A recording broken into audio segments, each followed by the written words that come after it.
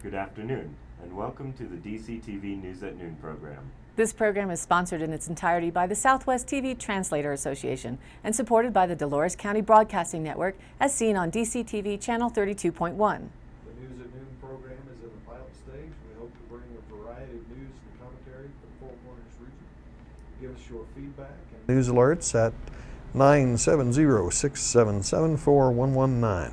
With all that said, I'm Kendra Cook, and my co-hosts are Kelsey Kiesling and Jerry Tope. And now for January 27th, 2016, here's the news. The Cortez Mancos Journal reports that a total of 15 job applications have been received from candidates hopeful to replace former Mancos Marshal John Cox, who resigned amid a flurry of criminal charges last fall. Charged in separate incidents for crashing into a guardrail while intoxicated, using public resources to conduct a personal investigation on a romantic rival, and fabricating a speeding ticket, Cox resigned as town marshal on November 16th. Moving forward, the next steps in the hiring process include asking each candidate to provide fingerprints for an FBI background check. Candidates will then be asked to complete an online psychological evaluation along with a physical agility test and drug screening. The office hopes a job offer would be extended by mid-March, then swear in the next marshal in early April. The annual salary ranges from $58,000 to $64,000. In addition to a new marshal, Mancos also plans to hire another deputy marshal. A total of 4 job applications were received for that open position, which has an annual salary of $43,000 to $48,000. According to the Cortez Journal, Durango woman who filed a lawsuit against the city of Durango after a piece of art fell on her at the Durango Community Recreation Center has settled her case. Xiaohong Deng was watching her child on the climbing wall when a piece of art that resembled a kite fell from the ceiling and struck Deng on the head. A piece of fabric on the kite wrapped around her head and jerked it forward, according to the civil complaint. She suffered injuries to her right shoulder, neck, and left ankle in the August 31, 2013 incident. The case was settled and formally dismissed December 29th in 6th Judicial District Court. The city of Durango did not immediately respond to an open records request seeking details of the settlement. Efforts to reach Dang for comment were unsuccessful. Her attorney, Kirk Carroll of Durango, declined to comment. The art was installed in 2001 before the opening of the rec center in 2002, said Kathy Metz, Director of Parks and Recreation. It has since been discarded, she said. Reported by the High Country News, on January 20th, Representative Bishop, chair of the House Natural Resource Committee, and Utah Republican Representatives Jason Chaffetz and Chris Stewart unveiled a draft of their Utah Public Lands Initiative Act. It expands Arches National Park and designates 4.3 million acres of new wilderness and national conservation areas, as well as 301 miles of wild and scenic river on the Dolores, Colorado, and Green Rivers. It also expedites oil and gas drilling in certain designated areas, expands motorized use, and protects or expands grazing, among dozens of other measures. While industry groups so far seem to support the bill, environmentalists largely oppose it, due in part because of numerous loopholes they say make the new protections even weaker than the status quo. Fred Ferguson, Chief of Staff for Representative Chaffetz, encourages anyone with complaints to immediately submit them in writing. While he believes the bill is fair and balanced, he emphasizes that it's still a draft. The Public Lands Initiative, or PLI, is a locally driven effort to bring resolution and certainty to some of the most challenging land disputes in Utah. The initiative is rooted in the belief that conservation and economic development can coexist and make Utah a better place to live, work, and visit. The draft is the result of 13 different drafts by Bishop and Chaffetz, participation of over 120 stakeholder organizations, over 1,200 meetings, and more than 65 proposals from groups outlining their vision for public land management in eastern Utah, and more than 4 dozen on-the-ground field trips carried out by the delegation, and numerous public meetings in rural Utah discussing the initiative. For more details, visit utahpli.com to see the draft and the maps. According to the Cortez Journal, fugitives on the run in southwest Colorado are likely to see a little less screen time with the announcement Rocky Mountain Bounty Hunters will no longer be on air.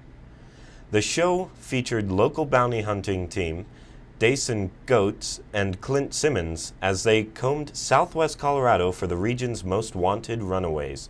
Rocky Mountain Bounty Hunters, which also followed a team in Montana, enjoyed 2 seasons and 16 episodes from 2014 to 2015 on Animal Planet before the television channel decided to cancel production. Animal Planet told us they were going back to more animal-type shows, Goetz said. We still had really good ratings. They decided they wanted to go back to that. Why it ever ended up on Animal Planet in the first place, I don't know. A spokesman for Animal Planet declined to comment on the specifics of the channel's decision, saying only, "It's no longer in production." Its last airing on March 22, 2015 recorded 671,000 viewers according to Nielsen's ratings.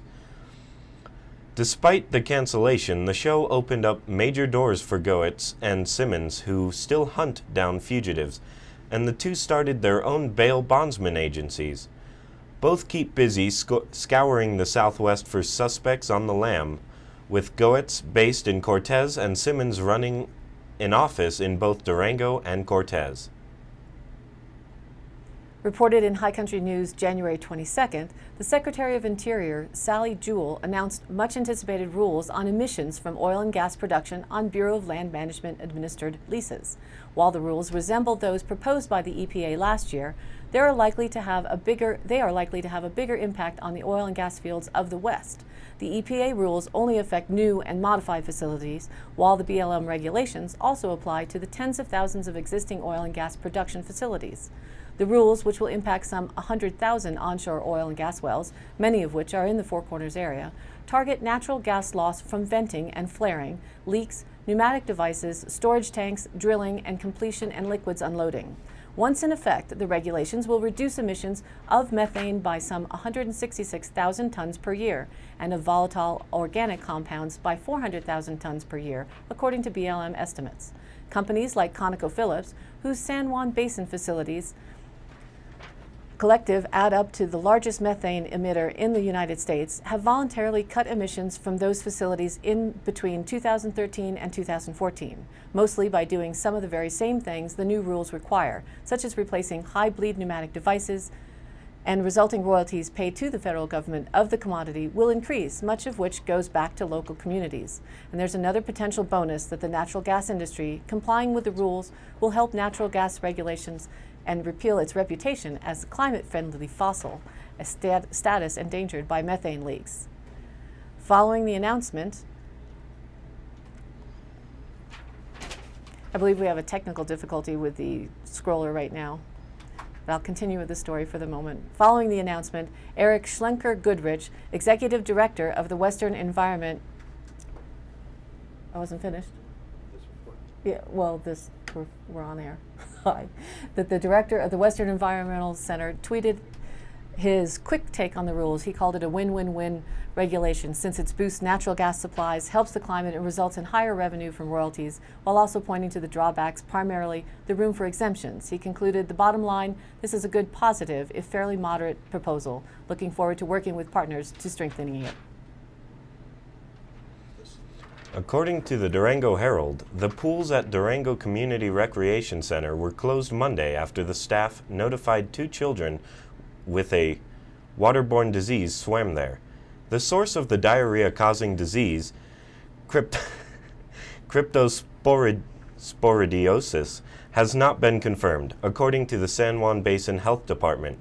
Cryptosporidiosis, also known as crypto, is caused by a microscopic parasite that can survive outside the body, according to the Centers for Disease Control and Prevention.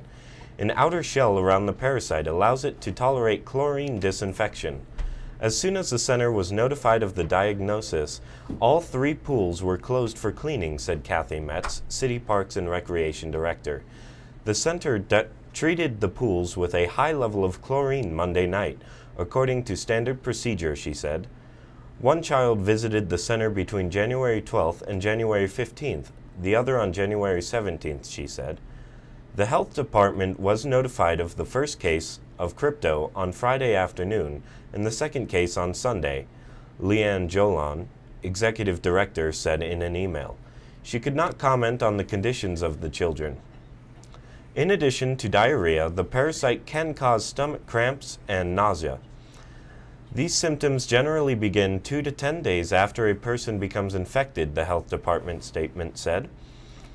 The symptoms generally last a week or two, but they can persist up to 4 weeks or more. Crypto can be spread by swallowing water contaminated with the parasite. You can also catch it by swallowing something that has come in contact with the parasite. Young children, pregnant women, and people with weakened immune systems are the most at risk, the statement said. Anyone with diarrhea should refrain from swimming. Those diagnosed with crypto should wait at least 2 weeks after their symptoms have passed to swim. Most people with healthy immune systems will recover from crypto without treatment, Jolon said. Met said she expects the pool to be open Wednesday. To confirm pools are open, call the center at 375-7300. And now, here's the local and national weather report.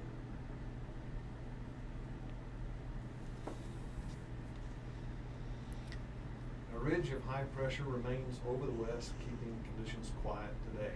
The ridge will weaken as a trough passing through this afternoon will bring mid-level clouds over northwest Colorado, but it is or will be mostly sunny for us. The warming we've been waiting for begins now and will continue through Friday. Little change is expected through tomorrow. Unsettled weather will return to our area Friday night and will go into early next week, bringing us increasing clouds and snow showers.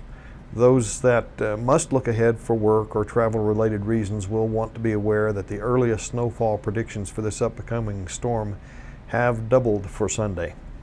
Saturday is still around 1 inch and Monday is still 1 to 3 inches.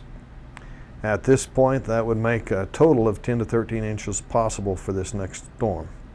The system has strengthened and could a little more, so travel conditions are going to be impacted significantly during this storm for eastern Utah and western Colorado through Tuesday. Portions of the Gulf Coast and southeast will have rain and a few thunderstorms as a cold front moves through the eastern United States. Central and southern Florida could potentially have periods of intense rainfall, giving 1 to 2 inches or higher amounts. Flash flooding may occur in that area. A mix of rain and light accumulations of snow are expected for portions of the mid-Atlantic and the Northeast. Conditions will be favorable for lake effect snow downwind of Lake Ontario, so accumulations of up to 8 inches are possible. The upper Midwest Great Lakes region will have a widespread snow as cold air surges in from Canada.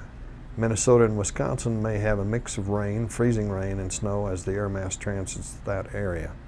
The highest snow levels of 8 to 12 inches are expected across northeast Minnesota, Lake Superior, and northern Michigan. The Great Plains will be mostly warm and dry as our high pressure moves from our region into the east. Areas east of the Front Range will have that same warming trend over the next few days that we've had. The northwest states will be cool and wet as their active weather patterns are going through Thursday. Widespread precipitation is expected from the Pacific Northwest coast to western Montana and Wyoming. Coastal areas will likely receive several inches of rainfall with heavy snow possible at higher elevations. Accumulations up to a foot of snow will be possible in the Washington Cascades, with 1 to 2 feet possible for the Beartooth, Tetons, Salmon River, and Sawtooth ranges. For those locations, locally higher amounts of both rain and snow are also possible. In our 5-day forecast, if you were watching yesterday, you may remember that I yet again disputed the temperature predictions and was in fact correct in thinking the highs were too high and the lows were incorrect as well. For this corner of Dolores County, that's typical for the weather services in general. But here we go again. 40s through Saturday for highs, with cooling into the upper and down to the middle 30s into the weekend, and beginning the next week with lows from now till then, the lower teens and the lower 20s is what the services are saying. Weather from now through the day Friday should be as mild as January here in Dove Creek gets. Then Saturday is the day of transition to the next storm front that should hit us with a noticeably strong snowstorm. So put your snow shovel by your door Saturday night and keep it there for a couple of days. Taking a look at this image, peer into the screen carefully. If you can identify what this is, call us here at DCTV, 970-677-4119. And you might get a box of Cracker Jacks or something a little better if you're the first to get it right. We're working on that, and we'll be posting the image on our Facebook page as well. Now back to the news. According to the Cortez Journal, the projects at last week's Mancos Middle School Science Fair were diverse and awe-inspiring. Projects on display last Friday spanned from the practical to the uncanny. For example, one student set out to measure methane emissions from cows on a foot on a food lot versus an open range, while another student opted to calculate the aerodynamics of Batman's cape. Other projects examined the payload capabilities of a homemade drone, a new brake pad technology, electromagnetic propulsion, amount of bacteria found inside Walmart, and even an edible water bottle.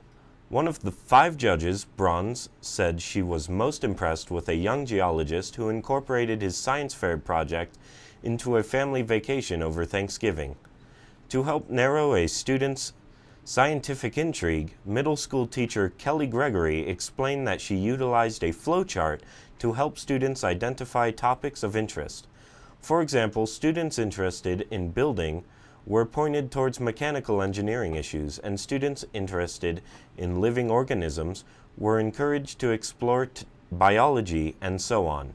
Gregory added that the science fair was invaluable to teaching students how to identify problems and reach solutions, skills that they'd need throughout their lifetimes. Over the past decade, multiple Mancos Middle School students have advanced to the state science fair. Gregory theorized that success, which could be replicated again this year, she said, was due to minimal opportunities in the rural community. With few places to spend free time, Gregory said, Mancos students are more inventive, and that innovative spirit helped students to succeed with engineering projects. We're having some technical difficulty with the teleprompter right now. If you can hold on for one moment, we're going to see if we can get that cable going. So last week, the Cortez Journal reported that 60 ranchers attended a livestock symposium hosted by the Ute Farm Ranch enterprise. Experts from the Bureau of Indian Affairs, Ute Mountain, Jicarilla, Navajo, and Hopi tribes gave presentations on livestock management. Topics ranged from rangeland science, ranch business, appropriate herd stocking, drought planning, agritourism, insurance, and safe cattle handling. Local veterinarian Gerald Copenhaver gave a vaccination seminar on cattle setup in a corral with a chute. The Ute Mountain Ranch runs a commercial cow-calf operation with a herd of 640 cattle. The livestock graze in the reservation valleys and mesa tops and on the post-harvest stubble of alfalfa, wheat, and corn crops at the Ute Mountain Center Pivot Farms. The tribe also has grazing leases at Lone Mesa State Park and on the San Juan National Forest. Ranch manager Hardy Tozer said one of the goals of the symposium was to encourage younger tribal members to learn about ranching and its career opportunities. The tribe's been upgrading ranch operations, and it provides local jobs. Their preferred livestock is an Angus Gelbvieh cross. Nationwide, there are 46 million acres of grazing land on Native American reservations and 4.5 million acres of farmland. According to the Cortez Journal, from inside his small workshop in the unincorporated community of Marvel, horse trainer Orly Valencia has been perfecting the craft of making saddles intended for the long-haul cowboys on the range. Valencia, now in his mid-60s, was born and raised west of Breen. His parents, of Spanish and French descent, homesteaded in the area in the early 1900s. He's a horse trainer by trade, but about 15 years ago took on a new skill. Valencia spent long days riding, and the saddles he bought usually wouldn't fit his horse, causing discomfort to the rider and colt. With the lack of saddle makers in the region, he decided he'd give it a try. Valencia is self-taught, the school of hard knocks as he likes to call it. He said the first saddles he made were pretty rough, but through trial and error he has been able to make each one better. The whole process of making a saddle takes Valencia about 6 months to complete. First, he takes measurements to fit the specific shape of the customer's horse and then factors in the rider. After that, he orders the construction of a saddle tree, essentially the base of the saddle made out of wood from a company in Utah. It takes the company about 3 months to send the base back, covered with rawhide. That's when Valencia's favorite work begins. For the next month or so, he will work on the custom-made tooling and casing, etching elaborate designs into the rawhide leather. USDA's Agricultural Deputy Secretary Krista Harden announced this week that the U.S. Department of Agriculture, the USDA, will begin offering farm ownership microloans, creating a new financing avenue for farmers to buy and improve property. These microloans will be especially helpful to beginning or underserved farmers, U.S. veterans looking for a career in farming, and those who have a small and mid-sized farming operation. The microloan program, which celebrates its 3rd anniversary this week, has been hugely successful, providing more than 16,800 low-interest loans, totaling over $373 million to producers across the country. Microloans have helped farmers and ranchers with operating costs such as feed, fertilizer, tools, fencing, equipment, and living expenses since 2013. 70% of the loans have gone to new farmers. Now, microloans will be available to also help with farm land and building purchases and soil water conservation improvements. FSA designed the expanded program to simplify the application process, expand eligibility requirements, and expedite smaller real estate loans to help farmers strengthen their operations. Microloans provide up to $50,000 to qualified producers and can be issued to the applicant directly from the USDA Farm Service Agency. To learn more about the FSA microloan program, visit www.fsa.usda.gov. According to the Durango Herald, the Durango School District 9R School Board passed a revised budget for 2015-2016 that will lower deficit spending from $465,000 to at least $252,000 at its meeting Tuesday night. It may be even lower if we don't spend the contingency funds, said Superintendent Dan Snowberger. And the government has introduced a supplemental budget for $24.7 million for education, which would bring us another $180,000 if approved. We won't know for some time if that is going to happen, he said. The district's Finance Advisory Committee had reluctantly approved the larger deficit in spring 2015 and was pleased to see the significant reduction, said Andy Burns, board president and the board's liaison to the FAC. The board reviewed the budget for at-risk students, which includes programs such as Phoenix, Gateway to College, and the GED program at the Durango Adult Education Center. Several years ago, the board asked the administration to minimize expulsions and find ways to keep kids in school. It costs about $11,000 per student for at-risk students compared to the $6,000 plus for general students. It does take more money, time, and patience, said Jackie Oros, Chief Student Advocacy Officer for the district. She gave an example of a young man who hadn't made a lot of progress in the last couple of years, but is now in classes half-days, taking classes online and getting tutoring help through La Plata Youth Services. In today's High Country happenings, I'd like to make a correction from Tuesday. The Dove Creek Care and Share Pantry Organization holding a meeting Saturday, January 30th at 5 p.m. and the first round bylaws workshop on February 11th from 6 to 8:30 p.m. They can be reached at the phone number 970-769-0006 or email dccareandshare@gmail.com. They're also on Facebook. And to kick out those winter blues, you might want to make the trip back to the 80s for Snowdown's 38th anniversary celebration in downtown Durango, January 27th through the 31st. This year's 80s theme should be another blast from the past. One of the highlights is definitely the Righteous Parade on Friday night, but there are so many events going on, you'll want to check out the schedule for yourself. For full details and a look back at all of the cool posters from previous celebrations, go online to snowdown.org. And Colorado Trust, in coordination with the new Dolores County resident facilitator, Christy Jenkins, and congratulations, She will be continuing their weekly meetings on Friday starting at 6 p.m. at the Dove Creek Community Center, where a core resident team and anyone interested in participating from the community will dive deeper into the topics that have been identified by a canvassing of the community to work on developing a community plan to present to the Trust this March for possible funding. For more details, contact Christy at ChristyJenkins8, that's ChristyJenkins 8 @gmail.com, or 970-570-0095.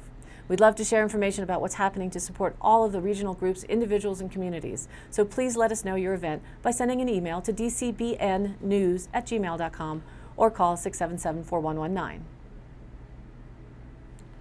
We will be having an interview after the news with Kyle Carhart of Custom Carhart, so don't go away. Again, thanks for tuning in. This program is aired live at noon and rebroadcasted at 2:30 and 8 p.m. on Channel 32.1 Dolores County, on Channel 30.4 in Montezuma County, and their cable Channel 5. And you can also rewatch the broadcasts on YouTube at the DCTV News at Noon channel, and check out the DCTV News at Noon Facebook page. For Kendra Cook, Jerry Tope, and all those who are working to bring you DCTV and the News at Noon program from Dove Creek, USA, I'm Kelsey Kiesling. See you next time.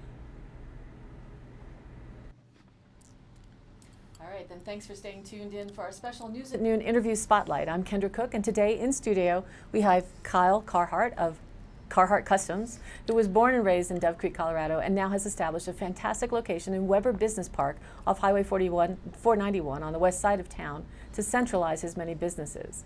If you've been in and around Dove Creek, you've probably seen one of his metal artworks, such as the plow disc sunflower, but there's a lot more of the products and services which Kyle's involved with. So welcome, Kyle. Thanks for coming. Thanks for having me. Appreciate it. Well, first of all, let's start with how did you get into creating these artistic items, and can you tell us a little bit about the different types of metal you work with? I started on the family farm. We had to fix everything. We built a lot of our own farm equipment. It was easier to build our own equipment than go buy or try to buy something that we needed. So from that, there's a lot of neat pieces and parts that I could use in making art, and I made a couple of plant hangers, and that turned into something big. So here we are. So, and you obviously learned welding from just having to work on the equipment first and then going into the artistic. Was that how it worked? Yep. I remember when I was 11, went into the welding shop on Christmas break out of school, and they couldn't get me out, so picked it up very quick, and it's been good ever since. Did you ever do any of the 4-H or any programs with the school, or was it just from home? Believe it or not, I did woodworking in 4-H. Okay. Big swing, but I did very well in it. I loved 4-H. I did woodworking and raised hogs, but I always stayed close to the metalworking and still enjoy it very much. Well, and with the metalworking, you've got some different types of metal. Here we've got a selection here. You have a piece of artwork. That it's all the same isn't color. that awesome? Yes, it's got green, so it's keyed to the background. So it's kind just of floating there. Floating. And then that's also one of your, what is that, a Candle dish holder? Yes. Yeah. So these are the sort of things for more home decor that you offer. And I'll let that float in the middle. That'll be fun.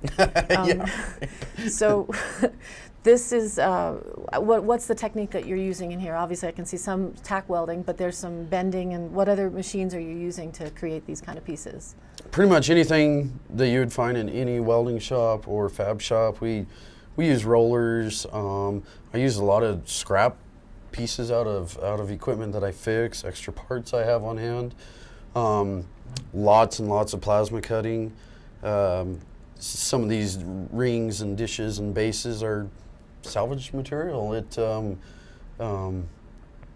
gives it a unique taste. Sure. And the price is right. Well, I've also seen you've had a lot of horseshoes, a lot of old horseshoe Yes, things that ma'am. you make. There's some, the Sinclair here in Dove Creek, there's quite a lot of your design at their station, which is really nice if anybody wants to drop by and look at those. Oh yes, yes. And we, you can pretty much turn any piece of scrap into artwork, and it's fun to do it. It's sometimes repairing equipment and stuff like that gets old. So, But that is part of your other business, that you do work on other automobile related or tractors or trailers or? every farmer has my cell phone number around here. I get to fix a lot of equipment, and they call, and what's neat is we can go out, drop of a hat, myself or some of my people that help me, and we can do the work on site. So if they have a piece of equipment out in the field, we can go there and fix it right on the spot. We also build off-road stuff, fuel tanks for these farmers, trailers. We manufacture trailers, just kind of a wide variety of everything. And I found that here you got to do a little bit of everything. You can't just do one thing like art or that, or else you'll starve to death. So well, we got to help everyone. Transitioning to that, you're now at the Weber Business Park. You have a couple of new businesses that you've opened there too. Yes. The business park has been great. DCDC and the Webers gave me a great opportunity to purchase one of the buildings there, move into town. Customers can find me a lot easier. They don't have to go out to Cajon where I was. They can come in, they can purchase steel. We just set up a U-Haul trailer and truck rental service. I sell beans from our family farm and hot sauce. There's a showroom out there that's just wall-to-wall artwork. And again, a lot of steel sales. I have customers almost daily coming in to buy steel. If anyone's driven by, you'll see that there's a pipe yard there. Yes. There's anything you can imagine. We retail a lot of off-road accessories, bumpers, grill guards, light bars, trailer hitches, as you know. I yes. know. Yeah. Wow. So, but the family farm business is still part of your hats that you're wearing too. So you said Absolutely. it's sunflower seeds and all sorts of different. little bit of everything. everything? It's more of a seed business, but wheat, beans, oats, sunflowers, millet, safflowers, everything. I still go out and help them out and fix their stuff, and I get to run machinery, and a lot of times I will buy and sell from my dad or my brother and do deliveries when I'm traveling, selling the artwork or picking up iron or whatever. So You head up to Grand Junction quite a bit. What is that, a distribution center for you, or you know, Grand Junction gives me a chance to get a lot of this artwork powder coated, okay. And I do pick up my steel supplies from there. I've been with the company for a very long time, and they give me great rates, and I'm able to beat some of the competition rates around here as far as steel goes. But a great friend of mine, someone I've known for a long time, does all my powder coating, and we've established a couple of techniques to put colors into powder coating.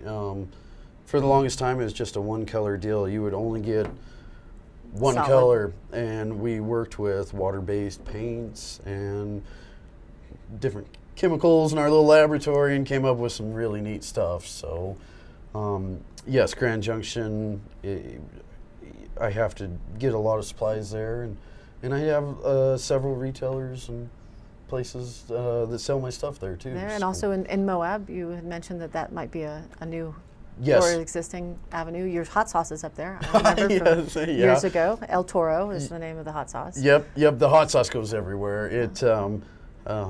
I keep a couple of bottles with me and hand them out. And where is the one here today? Yeah, get you addicted, and then you have to come see me again. Okay. So. Well, that's great. So you really, and you're expanding because you have so many more orders for things. You've got some people helping you. You're still growing. Yes, basically. and day to day, you never know who's going to be in the shop, but I have a wonderful secretary who helps, and she does so much. She does a lot of the hand painting and just takes an incredible load off my shoulders, and I kids from the college come down and help quite often. Oh, great. I work with San Juan Basin Technical College. I'll go there and speak and kind of talk to the teacher and get the cream of the crop who wants to come out and do a little work for me. So And sort of internships. yes, Thing going on? yep. And I had 2 fellers over their Christmas break spend their Christmas break out here, Wow. and hopefully they learned something. How not to do it, maybe, but it was good. And then I have friends and family and all sorts of folks that help me out. It's really nice. It is. So especially family and I sure do appreciate it. So Well, it's really cool to see you in town because that just brings the attention to you as far as things you might have thought of as you're driving by that you might have needed that you wouldn't necessarily think about every day. yes, So yes, and it's location's great. it is, and that has changed pretty much everything from working in a little shop kind of garage thing to now a good sized building and in a central location and set business hours and all of that. Having someone there all the time like we do now helps whenever I go out and work on equipment or build a hay barn or whatever we need to do. So I heard there was a rockin' New Year's Eve party there too. the New Year's The Eve grand party. opening, Yes. which is good. Well, is there anything in the future other than, I mean, you've got pretty much your hands full right now. Are there any other things that you'd like to share as far as what might be coming next? Coming next, we'd really like to finish the steel yard and the pipe yard. This last season, winter beat me to it. If you've been out there, you'll see there's a couple of semi-loads of pipe and some good inventory, but I'd really like to build up that inventory and have it on demand, so to speak. When customers come, I have the inventory. The trailer rentals, the U-Haul, that kind of in the middle of winter is slow, but hopefully that'll pick up. And then I do rent my own trailers and welding machines and stuff like that. So big things coming this coming year, from truck accessories to trailer rentals to steel yard to maybe powder coat, paint booth. Yeah. I'm looking into moving my paint booth, which is out in Cajon, to Dove Creek, and being able to spray the bed liners.